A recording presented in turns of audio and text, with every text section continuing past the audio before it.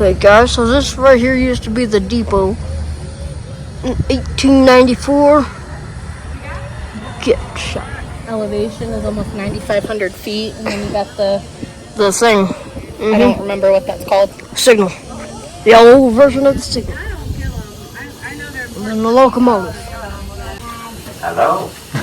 This lovely young lady coming around to gather your tickets is our conductor, Zoe. Hey.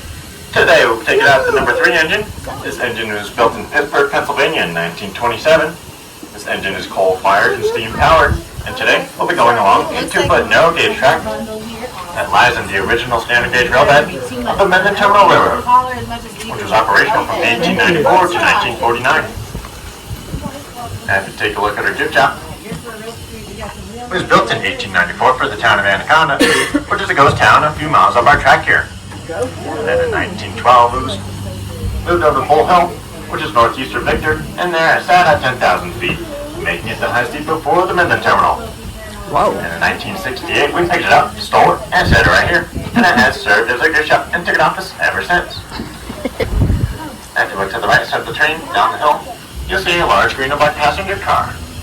That's an original rail car for the Mendon Terminal, and now is part of our district museum. Alright folks, I have a few short rules before we depart today. First of all, please remain seated while the train's in motion. We'll be making 3 stops today, and during these stops you can stand up and move around if you'd like. Second of all, please keep everything you love inside the handrails at all times. It includes hands, arms, legs, cameras, cell phones, and even popcorn. And thirdly, please no smoking or vaping in the train. We'll leave that up to our locomotive right here. You'll find out that she does all that for us. Alright folks, we'll be underway in just a couple moments when we get clearance from our station. Thank you very, very much.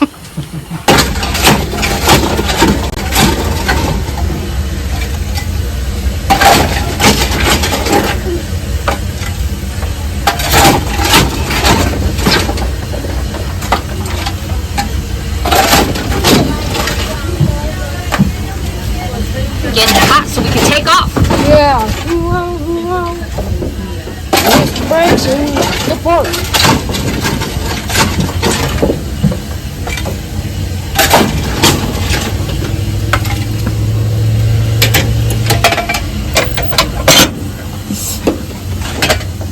Last time I saw a fire door like that was on a KCS engine. It was at the Corona Depot.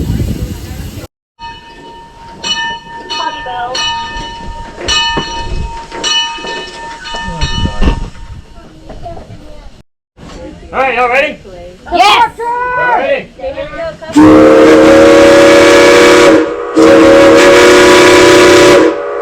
Hey, sounds like this party's getting started up right. Yeah. And hope you enjoy all the views out there.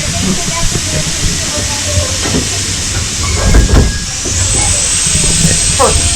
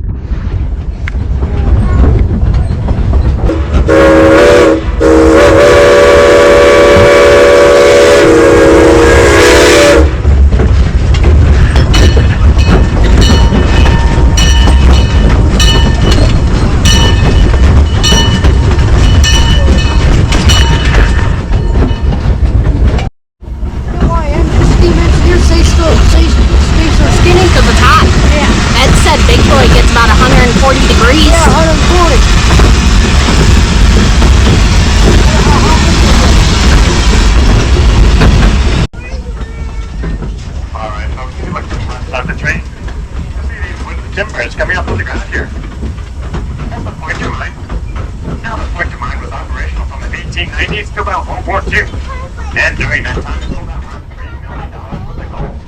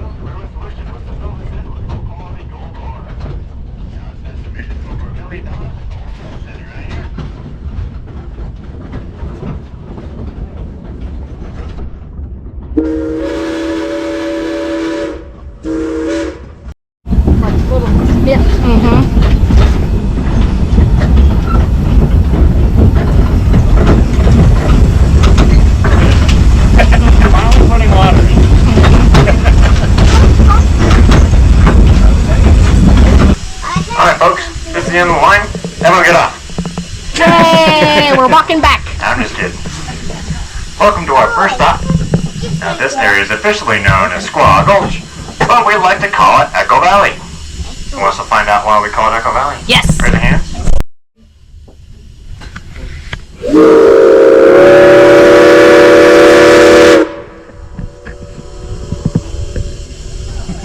Yes. Now that's an echo.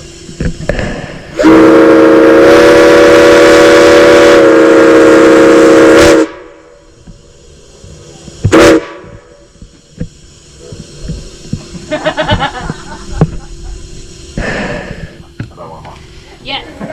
Here's a favorite haircut. Or just 2 bits.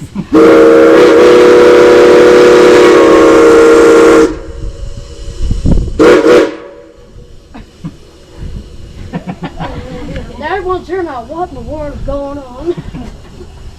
That's pretty cool, right? Yes. Now you can hear this old steam whistle from about 10 miles away up and down this valley right here. Wow. And on a really clear day like today, sometimes 12 miles away you can hear this old steam whistle. That's awesome. Yeah, now for a frame of reference, you see those mountains way out in the distance over there? The really tall ones? Yep. Those mountains are about 60 miles away. Oh. Yeah, that's how big those mountains really are. Now speaking of those mountains, those are the Sangre de Cristos. Now they got that name from the Spanish explorers who came here. They saw them at sunset and there was a red hue behind them. Sangre de Cristo in English means blood of Christ. Now if you're the adventurous type, I highly recommend checking out the Sangres. They do have some nice views up there, along with some high alpine lakes, which are just beautiful right now. In fact, I was in those mountains just a couple of weeks ago. I hiked and summited a 14,000 foot peak here in Colorado. Wow. Yeah. Made it all the way to the top. Almost died along the way, but that's fine. Don't worry, folks, I'm okay. Now if you look at this clearing right here, that used to be the town of Barry. Now Barry was home to about 200 people, and it was also the cultural event center of our district. It was home to many musicians and actors and even artists as well. Now you may wonder, well, where'd all the buildings go? Well folks, there were no buildings. That's because it was a canvas town, so everyone lived in canvas tents. Further down the valley, around the bend, was the town of Mount City. And in between these two towns were 2 gold processing mills, the Brody and the Rosebud. Unfortunately, in 1904, the Brody caught fire and set fire to this entire valley. Now that fire was so destructive, basically nothing survived. Except for 2 things actually. One being that blacksmith shop I pointed out earlier, and our depot back in Cripple Creek. Nice. Now if you look at this road right here, that's Colorado State Highway 67. It goes past here, through the town of Victor, down Phantom Canyon, and on into Florence, Colorado. This was the original right-of-way for the Florence and Cripple Creek narrow gauge railroad, which was operational from 1893 to 1912. In 1912, there was a massive flash flood that went through Phantom Canyon and wiped out about 8 miles of track and 11 bridges. Wow. Now it was deemed too costly to rebuild the railroad at the time, so they closed their doors. Then 6 years later, in 1918, this highway opened up for automobile use. only to flood again. Alright folks, in just a couple moments, I'm going to back us up to our second stop at Rolls Fair. And there, we'll talk about the current mine that's still in operation. Always like to oblige. Right? Now that you're the shape of a haircut, you do the 2 bits. Like truck drivers with diesel engines. Don't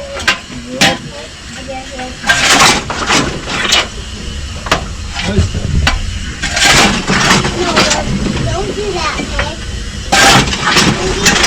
Yeah, they gotta find dead spots of firebox with the coal lights.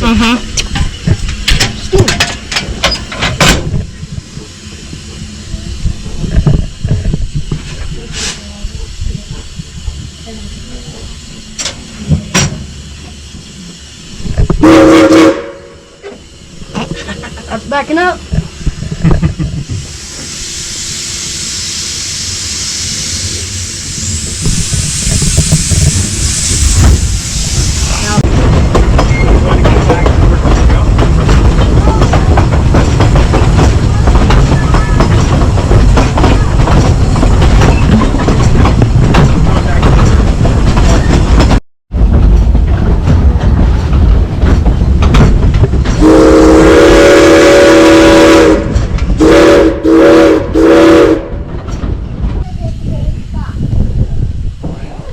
Alright folks, welcome to our second stop here at World's Fair. If you look to the right side of the train, you see that large man-made mountain over there. That's the current Cripple Creek and Victor Gold Mine. Now they've been in operation since 1995, and they've been going strong ever since. That's in Chicago, Northwestern. In fact, they're one of the largest open pit mines here in North America. And you can actually look into that pit on the east side of Cripple Creek. You actually get to walk into a large dump truck and look all the way down to the bottom. It's pretty neat. Now if you want directions for that overlook, find me back at the station and I'll point you in the right direction. Anyways, they crush and blast out the rock, then they haul it up and stack it up on 2 large pieces of black plastic. Then they flush it out with the water and cyanide solution, and that solution breaks down the ore and separates the gold from the rock. Now they pull out about 250,000 ounces of gold every single year, and with gold being $3,400 an ounce, That's a lot of money. I said they're doing pretty well. I think they're going to get the new iPhone this year. Now, if you combine all other 49 states' gold production together in one big pot, it would not come even close to what this mine has pulled out every single year in its 30-year history. Wow. That's including Alaska and California as well. Now, we're the true 49ers up here in Cello County, not that NFL football team over there in San Francisco. It's still preseason, so I can still get away with it. Now, if you look behind the train, down in the valley, you can't quite see it, but there's a road down there. It starts up at Cripple Creek and goes all the way down to Canyon City. Now, it may look like a shortcut on a map or a GPS, but folks, that's no shortcut. It may be 30 miles long, but it takes about an hour and a half to drive. That's because it's a 2-way, single-lane dirt road with over 500-foot cliffs on one side. We're doing that next. Oh, and there's no guardrails either. Yeah, it's like $1 million highway. Yes, exactly. It's known as Shelf Road, and back in the day, it started out as a wagon toll road. You can hop on in Canyon City for about 50 cents, and then us being entrepreneurs up here in Cripple Creek, might cost you 25 cents to get off. The Pony Express also used this road to get mail up here. Back in the day, you can get mail up here in about 1 day. And thanks to modern technology, we see mail in about a week. Now, some of you may have noticed this large concrete pad on the left side of the train as we're backing in here. We'll pass it on our way out, but that covers the entrance to the World's Fair mine, which we are currently sitting on top of, by the way. Now, some say that the World's Fair mine is 2 stories deep. Some say it's actually 3 stories deep. But to me, folks, hey, that's just another story. Thank you, thank you, thank you. Appreciate that. No, I get it, folks, I get it. That was a bad one. Bad dad. Bad dad joke. In reality, the World's Fair mine is actually 1,200 feet deep. Oh. So don't jump. You'll never find the bottom. Hey, at least the whistle will echo. That's true. Actually, it's a proper collapse. Alright folks, in just a couple moments, I'm going to take us back to Cripple Creek. I'll talk to you a little bit more along the way.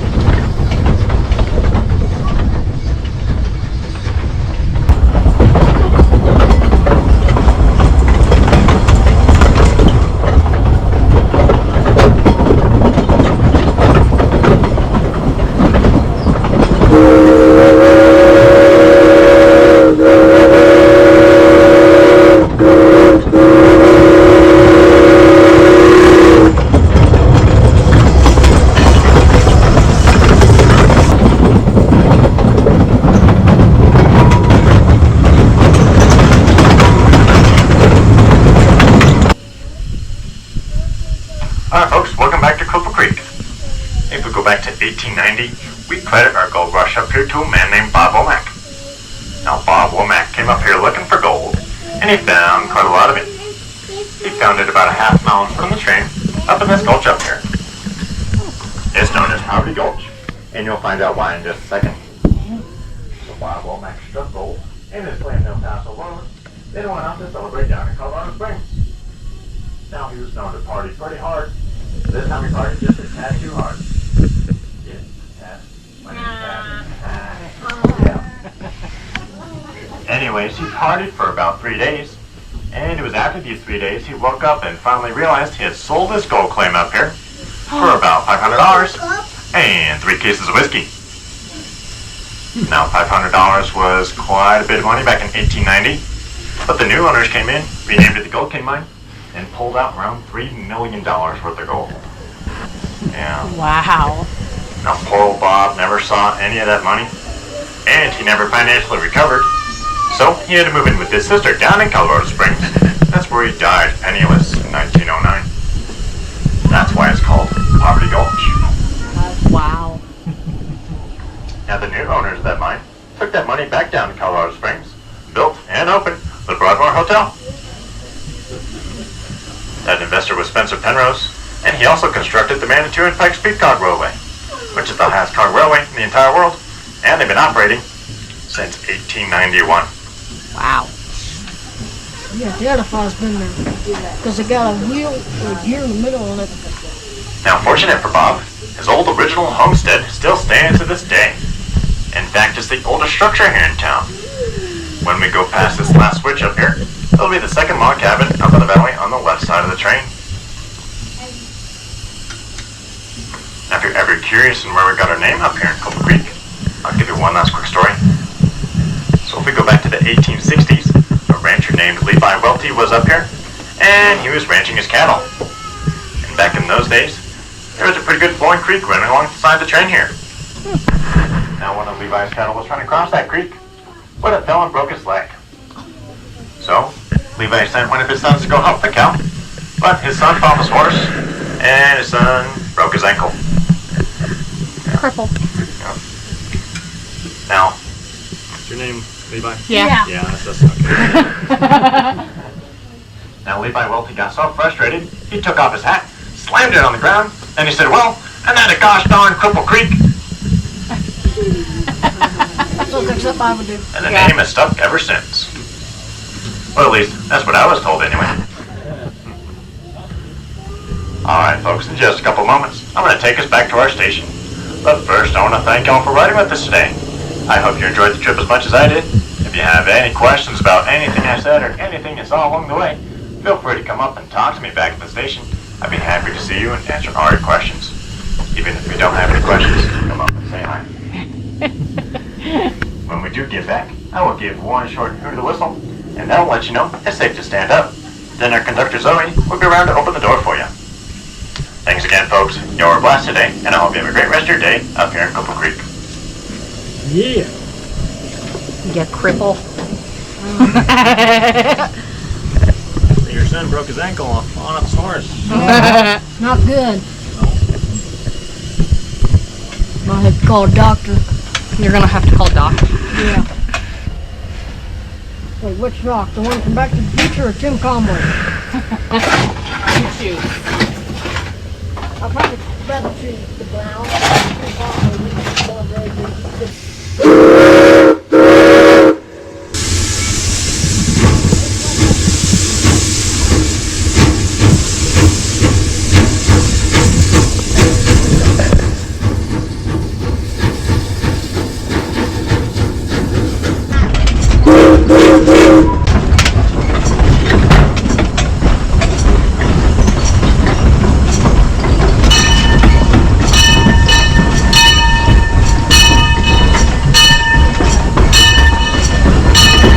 That looks like a mustache. It looks like a, Like a thing for oxen. no, Dennis Gates' mustache. Yeah.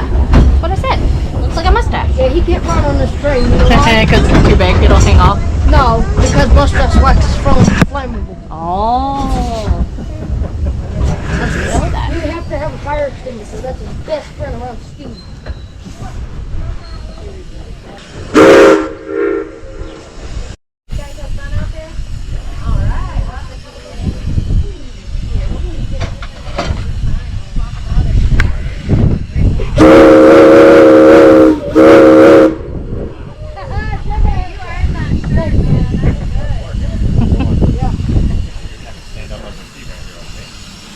I had to do the shaved haircut. I know you did.